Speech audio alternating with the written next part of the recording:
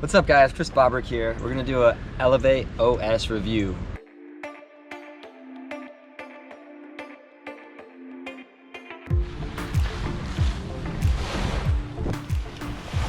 So let's start with the Eleveight OS. The Eleveight OS is our one strut kite, and before you switch the channel here on the one strut kites, for me, I've personally overlooked it for a while before I even got on it, because I'm so used to the 3 or 5 strut format on the kite just to have that, you know, that style of a kite.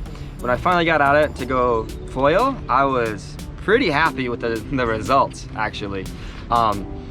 So with this kite, I was used to like some other kites that just didn't have the drive. Maybe they're a little heavier, I don't know what it was, but this was so light and fast that when I was able to like foil downwind and unhook the kite, I would depower the kite and I would just be able to let go of the kite and not worry about the kite at all, and just focus on turning like butter turns, and the kite would just stay in the air.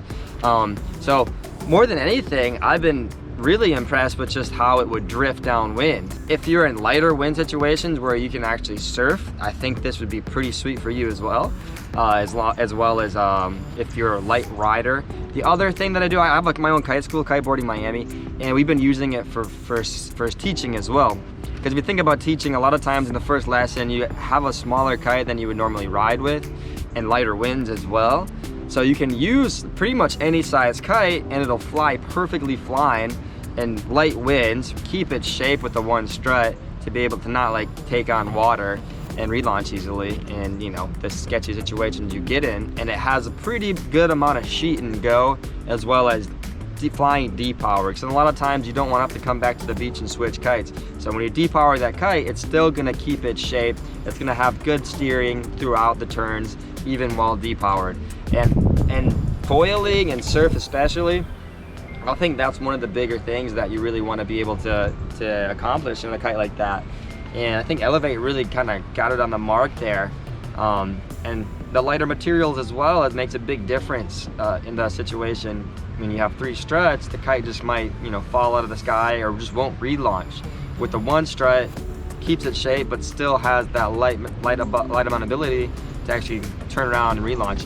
Roger and I were filming with the drone the other day even, and like everybody's like, let's not drop the kite. Sure enough, I dropped the kite, and I was able to get it up in pretty light winds. So Eleveight got it pretty on the mark with just enough swept wingtip to be able to relaunch the kite really fast and still have that amount of performance that you don't really see in the air.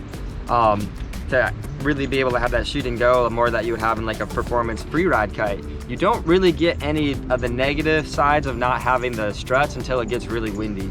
If you try to take, say, like a 10 meter out in 20 knots of wind, when you do a jump, you will feel some flatter in the canopy. Clearly it has one strut, so it's not gonna have that same amount of tension in the canopy. I personally have a 10 meter OS. I have this kite specifically for foiling and light wind surfing.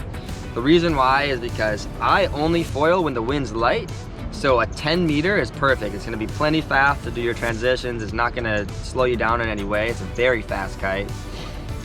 And for surf, it's in the light winds again, like it's gonna, as long as the wind's not too strong, it's gonna be able to keep its shape, down loop, and drift down the line really fast. So I'm about 170 pounds. This kite is wind range is basically, for me, is like 8 to like 18 miles an hour of wind, and that's on like a 10 meter size kite. It gets a little stronger and I ride a twin tip. I can definitely feel the benefits of having a 3 strut kite. It doesn't flutter as much, but it still works pretty well.